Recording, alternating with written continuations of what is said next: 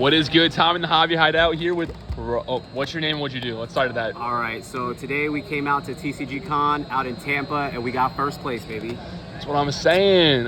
Cash prize, TCG Con Tampa, hey, Hobby Squad reppin'. They didn't want us to win, but God did. All right, so here's here's the place. Yeah, what'd you play? I played Cash Tira. Ooh, them secrets though. Unicorn. I'm going back to the secrets. Unfortunately, it's at 2. That's all we can play. That's all we can play. These last 2 raw with cash, bro. Is that last? 3 Fenrir. 3 Fenrir. For the cash monsters, it's just, main deck normal stuff. I don't think any of the ratios change. A lot of people I see play 3 of these. I'm only playing 2 because sometimes the third one just bricks. If you don't open up this and Birth, I mean, it just becomes redundant, and that's why it's decent with Theosis too, though, right? Yeah, it's good with Theosis too. I feel like it can unbrick you sometimes or brick you, depending. Right. I play one of the Cashier Scareclaw. I don't play Ogre. I don't play the tier limit card. I wanted to keep it short and sweet. Hand traps. We're playing the best hand trap in the game, hands down. This card should have been banned in the ban list. It wasn't. This card soloed the entire tournament. I played Sun Avalon. He got wrecked. I played Tier Limit. He got wrecked. I played Sprite.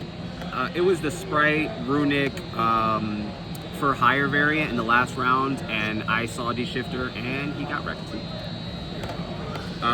Did he mannequin cat you? I actually, believe it or not, the game that I played my last round against the for hire deck, I D-shifted him, and actually he still won game 1 because he made Mannequin Cat. He just did the nuts. Yeah, Mannequin Cat, pretty good. Yeah, it is pretty good. It's a pretty good out to the D-shifter. Ash Blossom, standard.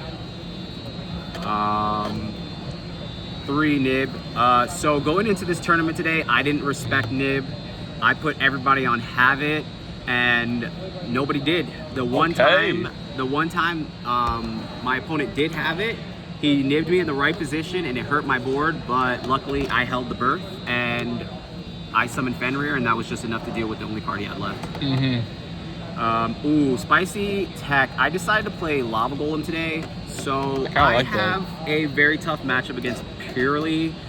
Usually they're dumb enough to make 2 cats, and they think that they're just like unstoppable because they have a Noir with so many materials. He's unaffected, and you just drop lava on them and they cry.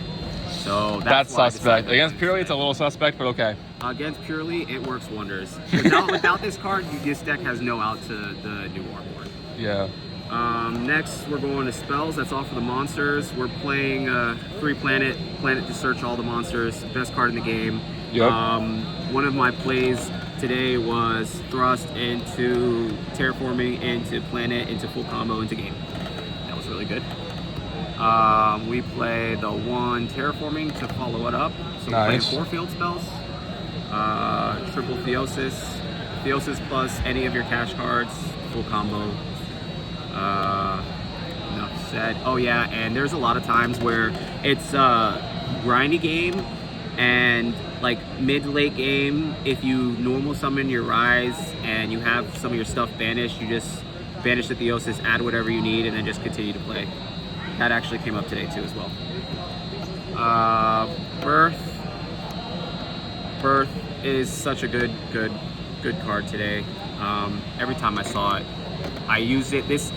A good cash player genuinely will bait everything out with the remainder 4 cards in hand and then followed up with Birth.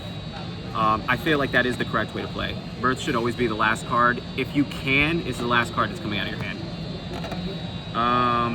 That's all for the cash spells. We're gonna go to power spells and non-engine. We'll play 3 Pot of Prosperity.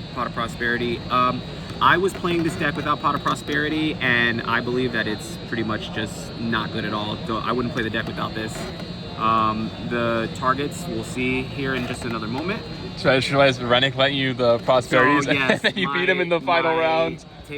My last opponent at table 1 was my buddy, and he actually let me rent these Pot of Prosperity. Shout out Rennick. So shout out to you, Rennick. You are the real MVP today. So today we decided to play all of the books. We decided to max out on the books today. For whatever reason, I felt like I was gonna get destroyed by Pearly if I played Pearly. So that's why I main decked the Lava Golems. That's why I main decked the Book of Eclipse, and that's why I main decked the Book of Moons. Honestly, that Pearly matchup, I played enough Pearly matchups to know that it's just a rough matchup. So you really need to max out on these cards to get you there. Last but not least, the last trap, the one of. Nice. I found myself siding this out if going into game 2. If I knew that I needed to side a bunch of board breakers to break his board, I would side this out with a bunch of other things. Next, extra. So we have the MVP of the deck, rest in peace. You will be missed. Hands down, one of the greatest cards ever printed in the game of Yu-Gi-Oh! That's why I got banned. Double Shangri Era. So we played Double Shangri Era just in case of the cash matchup. You want to have a second one.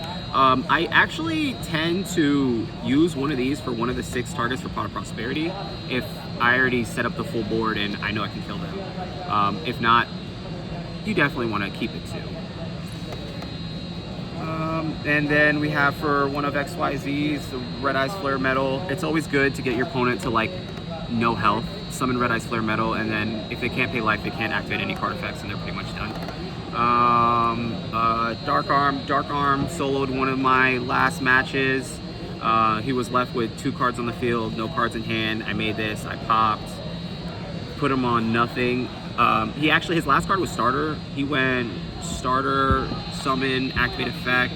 I had the opportunity, I had Thrust in my hand to Talons with the last card out of his hand, but instead I ended up doing Thrust for Terraforming, and then Terraforming full combo, and then I just tried to kill him.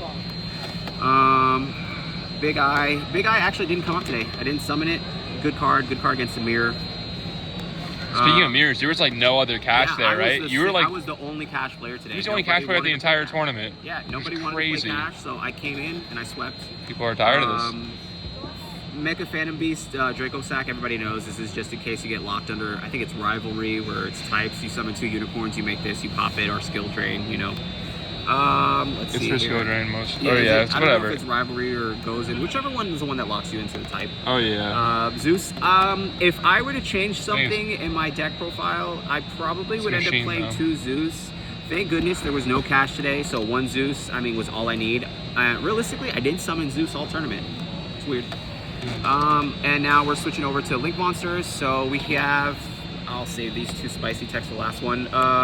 The Donner, everybody knows. This is for also Nibiru. Like, if you nib your opponent and you can normal summon a monster, you link them off into this. It gives you a free pop. It frees up your zone, and then you can start playing cash. One of the prosperity targets. One of the main prosperity targets. I play 3 main prosperity targets. You feel free to use whatever you want for the other 3. Does that stop destruction? So this pretty much, while it's underneath the Arise, it's can't be destroyed, but somehow, in some way, they still managed to get around it. I was saying, it's good for flashing fire against that last matchup. Right. So not too many people are playing these. This is a spicy tech. So I play 1 Earth, and I'll just show you the second one. 1 Wind.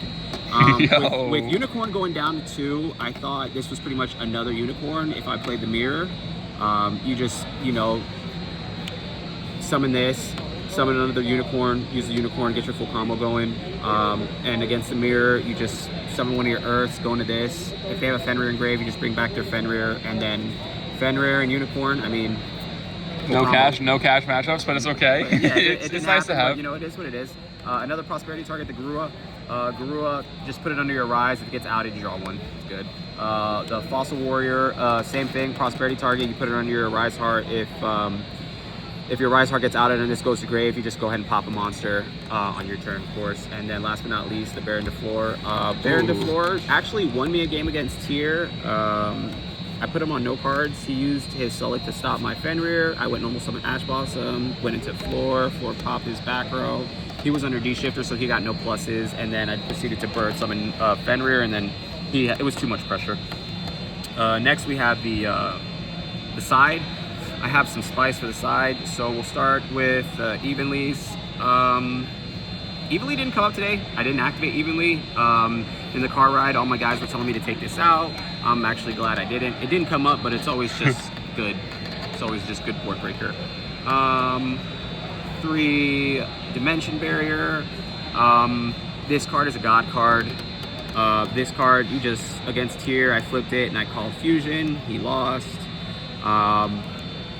Against a lot of matchups, like, let's say for the Runic Sprite, you just go like call XYZ. They can't do any of their Giga Chad plays. Really, really good. Really, really good. I played Black Wings today and I flipped D-Barrier and I called Synchro and that guy did not win. For going first, I sided in 3 Judgments. So in my last matchup, I thought I was gonna lose because I opened up 2 Judgment. I set both of them. He went Fossil to search for the Dinosaur type. I flipped this and stopped it. He went Normal Summon a Sprite piece. I flipped it, stopped it. He was forced to set 1 pass, and I had to play through 1 Book of Moon. Pretty good, pretty good. Let's see here. So we have the Spice for the side. We're playing Triple Thrusts. I have a love-hate relationship with this card. When I see it and it's not active, it sucks, but when I see it and it's active against like Tier Limit, against the Runic for Higher board, of course they're going to activate monster effects. They have to stop you, and that's when this card comes in clutch. It searches you any card in your deck. I mean, Terraforming gets you to any monster. These in conjunction with these 3, I have Talons, Lightning Storm, and Feather Duster. These were my predominantly thrust targets. You do have more thrust targets, but for instance, in my tier matchup, he ended on a Chimera that was backed up with the with Polymerization Engrave. I summoned out my board. I baited all his negates. I summoned out his board. I went thrust for Talons to take his Chimera, killed him with it, and that was it. Lightning Storm's good for the back row decks, and Harpy Feather Duster is good for... Oh, so I opened up Lightning Storm, Harpy's Feather Duster against the full Unchained board with Griffin set back row, and I went Harpies, blow out the back row. He went Summon in attack mode. I went Lightning Storm, all his monsters, and proceeded to kill him with the rest of my cash cards. That was the deck profile. Shout out to the Hobby Squad and yes, everybody sir. on my team. You guys are a blessing. Everybody that was in the car. I'll see you at the next one. Yes, sir. Shout out also the locals for Dragon's Lair. 1st, 2nd, 3rd, 4th, and 5th for Dragon's Lair. Also, shout out TCG Con. It's the end of TCG Con, so there's like no one here. But yeah, Tommy and the Hobby Hide, out.